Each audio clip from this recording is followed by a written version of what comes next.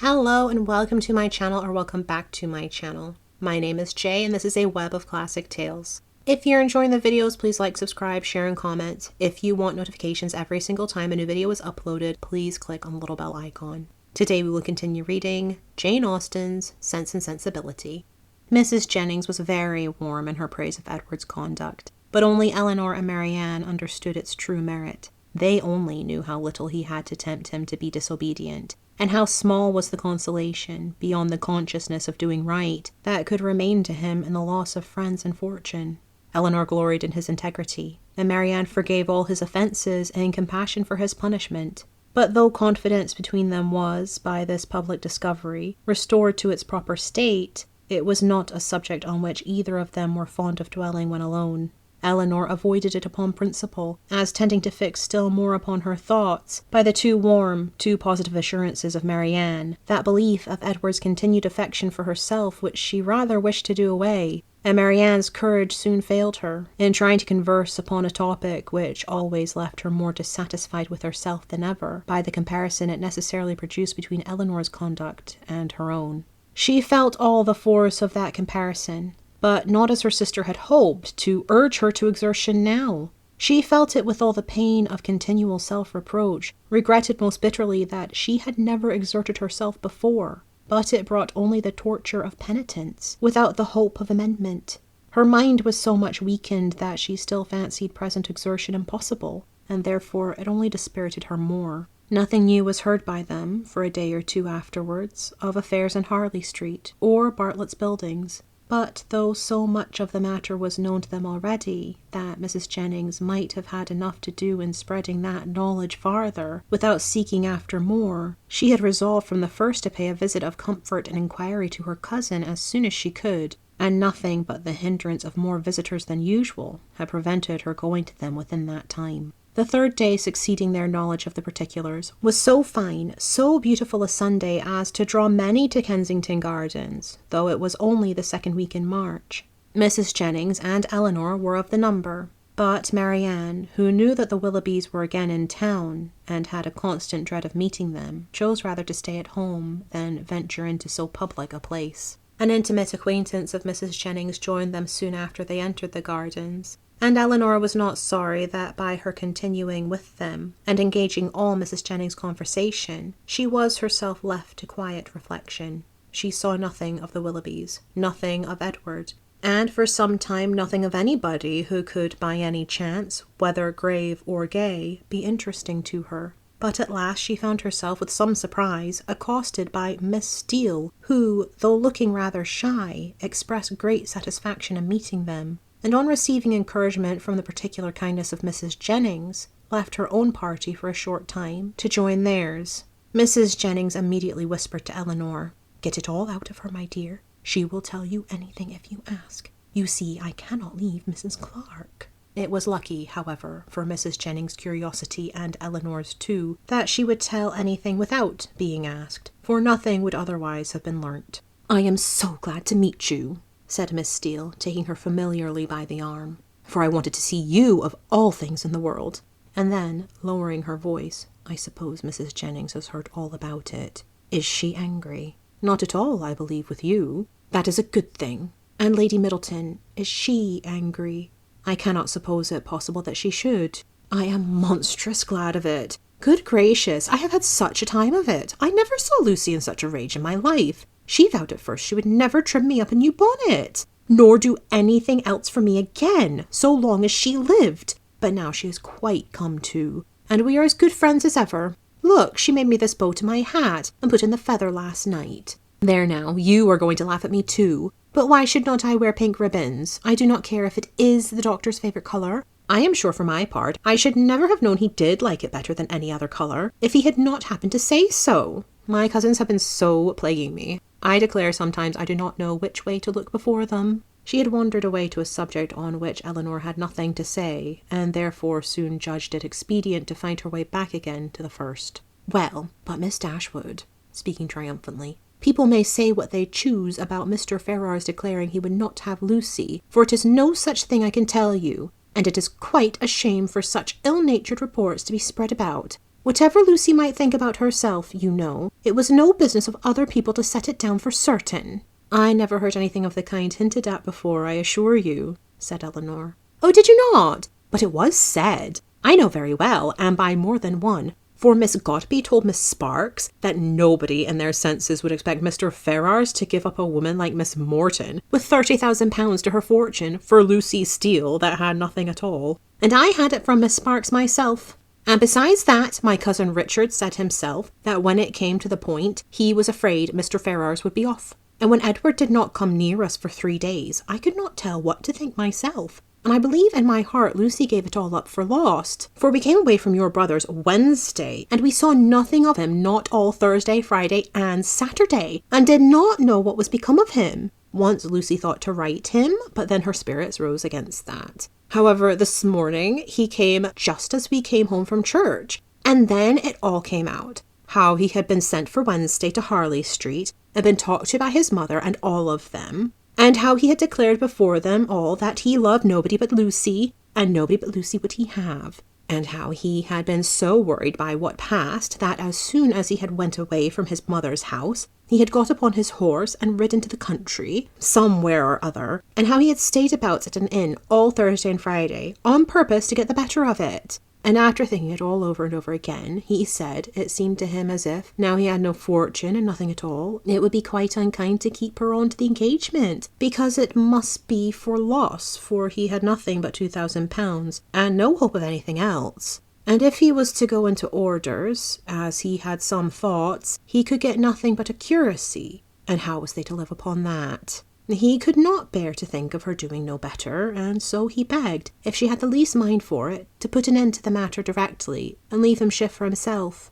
I heard him say all this as plain as could possibly be, and it was entirely for her sake, and upon her account, that he said a word about being off, and not upon his own. I will take my oath he never dropped a syllable of being tired of her, or of wishing to marry Miss Morton, or anything like it. But to be sure, Lucy would not give ear to such kind of talkings. She told him directly, with a great deal about sweet and love, you know, and all that. Oh, la, one can't repeat such kind of things, you know. She told him directly she had not the least mind in the world to be off, for she could live with him upon a trifle, and how little soever he might have, she should be very glad to have it all, you know, or something of the kind. So then he was monstrous happy, and talked on some time about what they should do, and they agreed he should take orders directly, and they must wait to be married till he had got a living. And just then I could not hear any more, for my cousin called from below to tell me Mrs. Richardson was come in her coach, and would take one of us to Kensington Gardens. So I was forced to go into the room and interrupt them, to ask Lucy if she would like to go. But she did not care to leave Edward, so I just ran upstairs and put on a pair of silk stockings and came off with the Richardsons.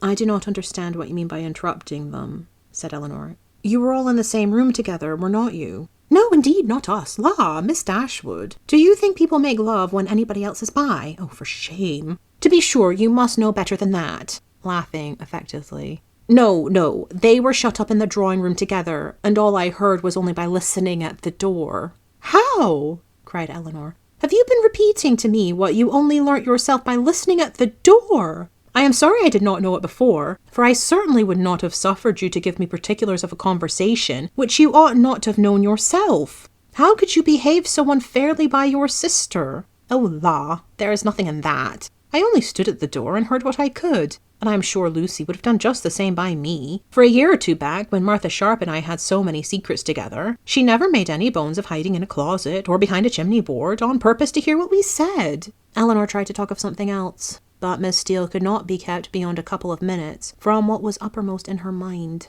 Edward talks of going to Oxford soon, said she, but now he is lodging at Pall Mall. What an ill-natured woman his mother is, aunt she? And your brother and sister were not very kind. However, I shan't say anything against them to you, and to be sure they did send us home in their own chariot, which was more than I looked for. And for my part, I was all in a fright for fear that your sister should ask us for the housewifes she had gave us a day or two before, but, however, nothing was said about them, and I took care to keep mine out of sight. Edward have got some business at Oxford, he says, so he must go there for a time, and after that, as soon as he can light upon a bishop, he will be ordained. I wonder what curacy he will get. Good gracious, giggling as she spoke. I'd lay my life I know what my cousins will say when they hear of it. They will tell me I should write to the doctor to get Edward the curacy of his new living. I know they will, but I am sure I would not do such a thing for all the world. La, I shall say directly, I wonder how you could think of such a thing. I write to the doctor, indeed. Well, said Elinor, it is a comfort to be prepared against the worst. You have got your answer ready. Miss Steele was going to reply on the same subject, but the approach of her own party made another more necessary. Oh la, here come the Richardsons. I had a vast deal more to say to you, but I must not stay away from them, not any longer. I assure you they are very genteel people. He makes a monstrous deal of money, and they keep their own coach. I have not time to speak to Mrs. Jennings about it myself, but pray tell her I am quite happy to hear she is not in anger against us, and Lady Middleton the same, and if anything should happen to take you and your sister away, and Mrs. Jennings should want company, I am sure we would be very glad to come and stay with her for as long a time as she likes. I suppose Lady Middleton won't ask us any more this bout. Goodbye. I am sorry Miss Marianne was not here. Remember me kindly to her. La, if you've not got your spotted muslin on, I wonder you was not afraid of its being torn. Such was her parting concern, for, after this, she had only time to pay her farewell compliments to Mrs. Jennings before her company was claimed by Mrs. Richardson, and Elinor was left in possession of knowledge which might feed her powers of reflection some time, though she had learnt very little more than what had been already foreseen and foreplanned in her own mind. Edward's marriage with Lucy was as firmly determined on, and the time of its taking place remained as absolutely uncertain as she had concluded it would be. Everything depended, exactly after her expectation, on his getting that preferment, of which, at present, there seemed not the smallest chance. As soon as they returned to the carriage, Mrs. Jennings was eager for information. But as Elinor wished to spread as little as possible intelligence that had in the first place been so unfairly obtained, she confessed herself to the brief repetition of such simple particulars as she felt assured that Lucy, for the sake of her own consequence, would choose to have known. The continuance of their engagement, and the means that were able to be taken for promoting its end, was all her communication, and this produced for Mrs. Jennings the following natural remark. Wait for his having a living? Aye, we all know how that will end. They will wait a 12-month, and finding no good comes of it, will set down upon a curacy of £50 a year, with the interest of his £2,000, and what little matter Mr. Steele and Mr. Pratt can give her. Then they will have a child every year, and Lord help 'em, how poor they will be.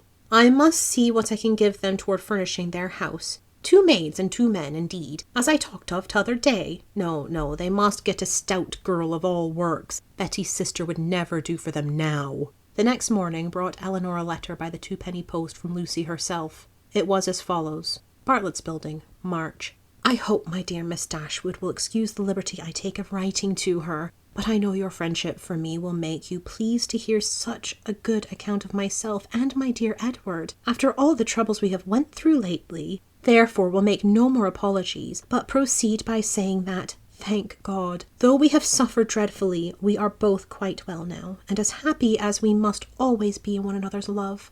We have had great trials and great persecutions, but, however, at the same time gratefully acknowledge many friends, yourself not the least among them, whose great kindness I shall always thankfully remember, as will Edward too, who I have told of it. I am sure you will be glad to hear, as likewise dear Mrs. Jennings, I spent 2 happy hours with him yesterday afternoon. He would not hear of our parting, though earnestly did I, as I thought my duty required, urge him to it for prudence sake, and would have parted for ever on the spot, would he consent to it, but he said it should never be. He did not regard his mother's anger, while he could have my affections. Our prospects are not very bright, to be sure, but we must wait, and hope for the best. He will be ordained shortly, and should it ever be in your power to recommend him to anybody that has a living to bestow, I'm very sure you will not forget us. And dear Mrs. Jennings, too, trust she will speak a good word for us to Sir John, or Mr. Palmer, or any friend that may be able to assist us. Poor Anne was much to blame for what she did, but she did it for the best, so I say nothing. Hope Mrs. Jennings won't think it too much trouble to give us a call, should she come this way any morning. 'Twould be a great kindness, and my cousins would be proud to know her. My paper reminds me to conclude, and begging to be most gratefully and respectfully remembered to her, and to Sir John and Lady Middleton, and the dear children when you chance to see them, and love to Miss Marianne. I am, etc. As soon as Elinor had finished it, she performed what she concluded to be its writer's real design by placing it in the hands of Mrs. Jennings, who read it aloud with many comments of satisfaction and praise. "Very well indeed. How prettily she writes! Aye, that was quite proper to let him be off if he would. That was just like Lucy. Poor soul, I wish I could get him a living. With all my heart. She calls me dear Mrs. Jennings, you see. She is a good-hearted girl as ever lived. Very well, upon my word. That sentence is very prettily turned. Yes, yes, I will go and see her, sure enough. How attentive she is. To think of everybody. Thank you, my dear, for showing it to me. It is as pretty a letter as ever I saw, and does Lucy's head and heart a great credit." Thank you for listening. This has been Jane Austen's Sense and Sensibility, Chapter 38. I've been Jay. This has been a Web of Classic Tales. Please like, subscribe, share, comment, click the bell icon for notifications. I hope you're having a fantastic day. Have a nice life, and I'll see you next time.